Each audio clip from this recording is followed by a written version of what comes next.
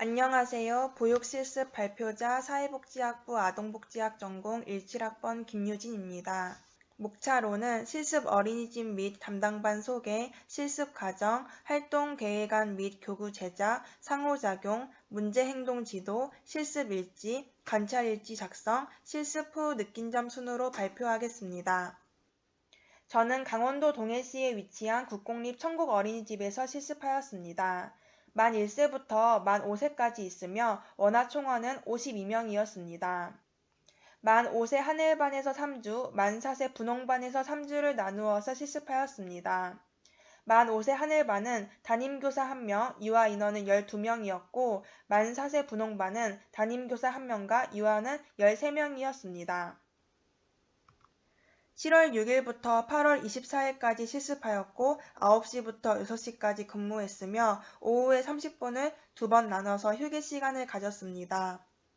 1, 2주에는 첨간 수업을 하였고 3주에는 부분 수업, 4주에는 부분 수업, 5주에는 반일 수업, 6주에는 올데이 수업을 하였습니다. 활동 계획안은 제가 수업을 총 7개 했는데 그중 의미 있다고 생각한 2개를 발표하겠습니다. 먼저 만 5세 유아에게 진행하였던 3주차 부분 수업입니다. 생활 주제가 즐거운 운동과 휴식이었고 신체 및 게임 유형으로 공 모양을 맞춰보아요 라는 활동명으로 수업을 진행하였습니다. 이 교구는 도입 부분에 사용하였던 공 모양을 먼저 보여주고 유아들이 어떤 운동인지 맞추는 공 수수께끼 책입니다. 운동 글자와 사진이 붙여진 주사위입니다. 펠트지에 바느질하여 안에 솜을 넣어서 주사위를 만들었고 각 면에 운동 종목의 이름을 붙여놓았습니다.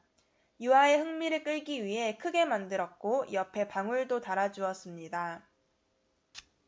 5가지 공 모양 발판입니다. 복사한 그림 자료를 색상지에 붙이고 오린 뒤 코팅해서 매트에 유아들이 2발로 뛸 수 있는 간격에 맞춰 5줄로 붙여놓았습니다. 잘 찾을 수 있도록 주사위 운동사진과 매트 위에 붙여져 있는 공 사진의 색상지를 같게 만들었습니다.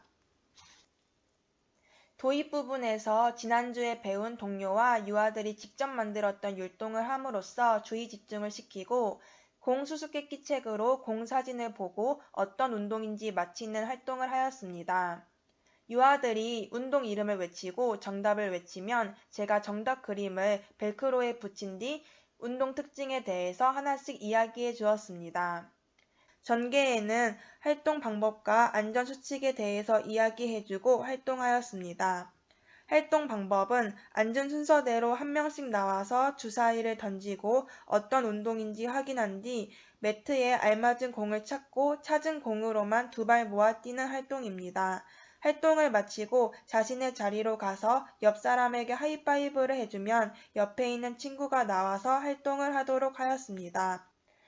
12명의 유아들을 2번 정도만 활동하려고 하였었는데 유아들이 재미있어하고 더 하고 싶어해서 총 4번을 진행하였습니다. 처음에는 왼쪽부터 했다면 다음에는 오른쪽, 그 다음에는 가운데에 있는 유아부터 시작하며 공평하게 하도록 노력하였습니다. 마무리에는 오늘 한 활동을 되짚어보고 어려운 부분이 있었는지 어떤 부분이 제일 재미있었는지 이야기 나누는 시간을 가졌습니다. 활동 계획안을 작성한 후 지도교사의 조언으로는 처음에 제가 대형 비닐에다가 공 사진을 5줄로 붙여서 비닐 위에 유아들과 함께 활동을 하려고 했었는데 지도교사께서 비닐 위에 뛰다가 유아들이 혹시 넘어지거나 미끄러질 수 있을 것 같아 코팅을 한 뒤 미끄럼 방지 매트 위에 부착하기로 변경하였습니다. 수업을 마친 후 조언으로는 도입 부분에서 유아들이 여러 가지 공에 관심을 가져볼 수 있도록 그림 자료를 준비한 것은 좋았지만 진행 방법 수준이 만 5세 유아들에게 조금 쉬웠다고 말씀해 주셨습니다. 주사위를 언어 영역에 배치해 놓았는데 자유놀이 시간에 유아들이 많이 던지고 놀다 보니까 방울이 쉽게 떨어졌습니다. 주사위를 던지다가 방울이 떨어져서 유아에게 맞을 수 있으므로 안전을 위해 교구는 더 단단하고 견고하게 만들어야 된다고 말씀해 주셨습니다.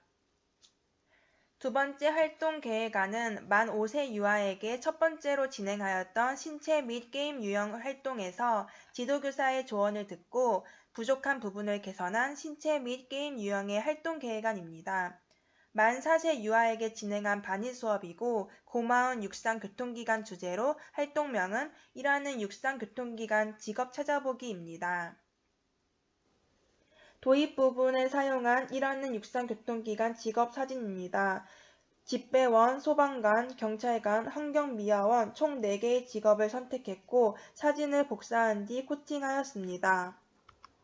이 교급판은 부직포를 4등분으로 나눠 안에 직업카드를 넣을 수 있도록 주머니 모양으로 만들었습니다. 상자에다가 구멍을 내고 부직포와 뿅뿅이를 글루건으로 붙여 곰곰이 상자를 만들었습니다. 곰곰이 상자에 들어갈 작은 사이즈 직업카드입니다. 직업카드는 유아의 인원수 2배로 만들었습니다. 도입 부분에서 지난 부분 수업 때 손유의하였던 교통기관 관련 동료인 건너가는 길을 회상하며 손유의를 하였습니다. 유아의 수준에 알맞은 활동을 하기 위해 이번에는 일하는 육상교통기관 판을 보여주며 알맞은 직업을 맞출 수 있도록 수수께끼 하였습니다. 전개에는 종이 블록을 2줄로 길게 놓아두고 활동 방법과 안전수칙을 알려주었습니다. 활동 방법은 먼저 유아 1명씩 차례로 나와 곰곰이 상자에 직업카드를 1개 뽑고 종이 블럭 사이에 한 발씩 중심을 잡고 걸어간 후에 교급판에 알맞은 교통기관을 찾아보고 직업카드를 교통기관 교급판 주머니에 넣고 제자리로 걸어오면 다음 유아가 출발하는 활동입니다. 두 번째 활동할 때는 종이 블럭 3개를 떨어뜨려 놓고 곰곰이 상자에 직업카드를 뽑고 2발 모아 종이 블럭을 넘은 뒤에 알맞은 교통기관 교급판에 직업카드를 넣도록 하였습니다. 마무리로는 오늘 한 활동에 대해서 해상해보고 어려웠던 것이 있었는지 어떤 부분이 재밌었는지 이야기 나누는 시간을 가졌습니다.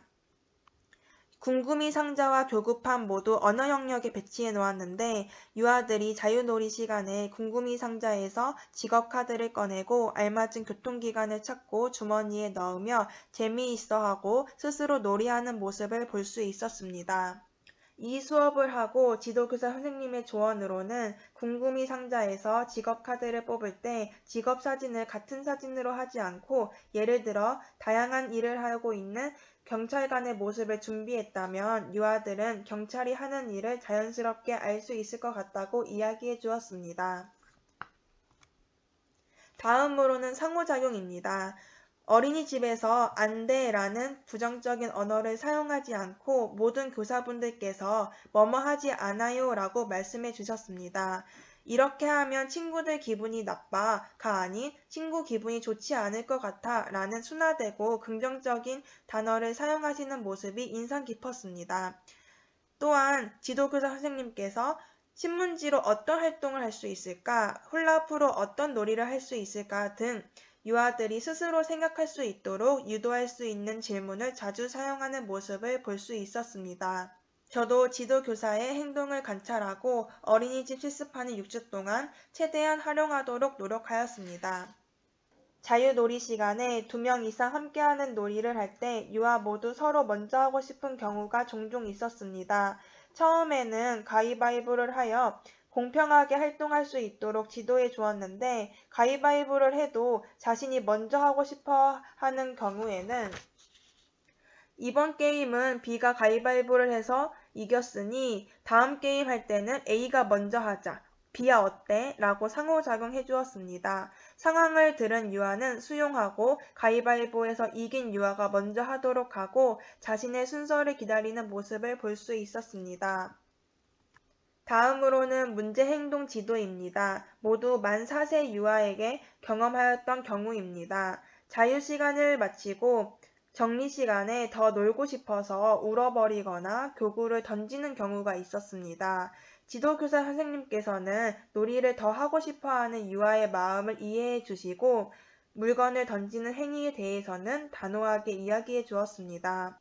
유아에게 정리를 해야 하는 이유를 설명해 주셨고, 점심 맛있게 먹고 A가 좋아하는 멋진 주라기 월드 또 만들어 보자 라고 이야기하면 유아는 정리하는 모습을 볼 수 있었습니다.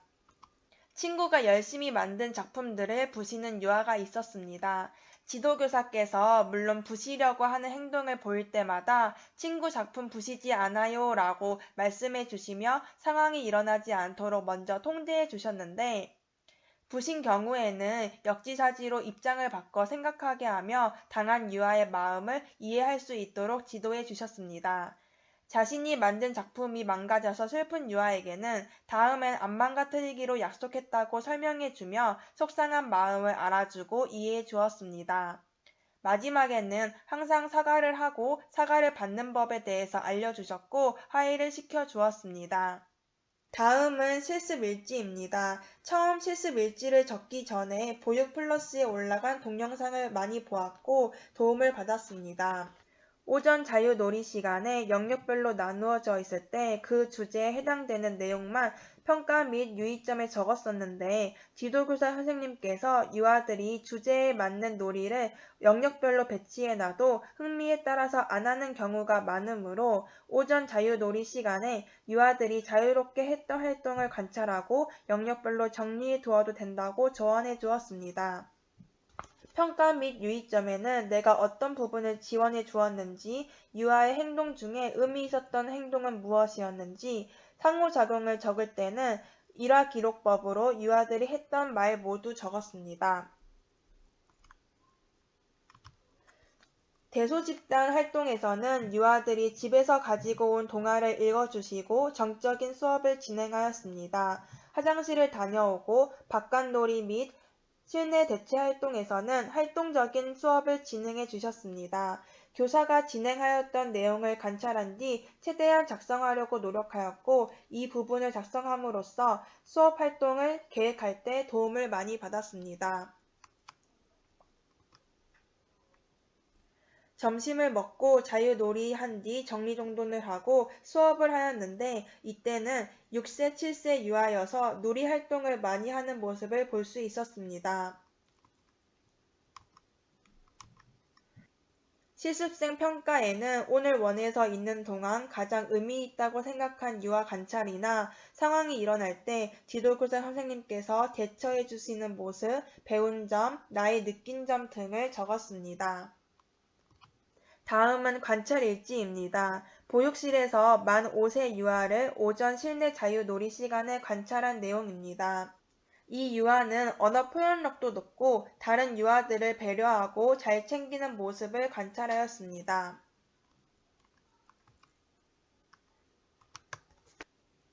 관찰일지를 보시고 지도교사 선생님의 조언으로는 제가 해석 및 평가를 적을 때 뭐뭐라고 생각했습니다 라고 끝에 모두 적어놔서 관찰일지는 객관적으로 작성해야 되고 자신의 생각과 판단한 주관적인 내용은 들어가면 안 된다고 말씀해 주셨습니다. 실습하면서 가장 중요하다고 느낀 것은 안전이었습니다. 학교에서 모의 수업을 진행할 때 게임과 신체활동에서 안전수칙에 대해서 알려주었지만 미술활동, 언어활동 등 영역 모의 수업을 진행할 때는 안전수칙에 대해서는 안일하게 생각했던 것 같습니다. 지도교사 선생님께서 유아들을 안전하게 활동할 수 있도록 활동하기 전에 안전수칙을 항상 알려주시는 모습이 인상 깊었고, 안전에 대해서 중요성을 다시 한번 깨닫게 되었습니다. 이상으로 발표 마치겠습니다. 감사합니다.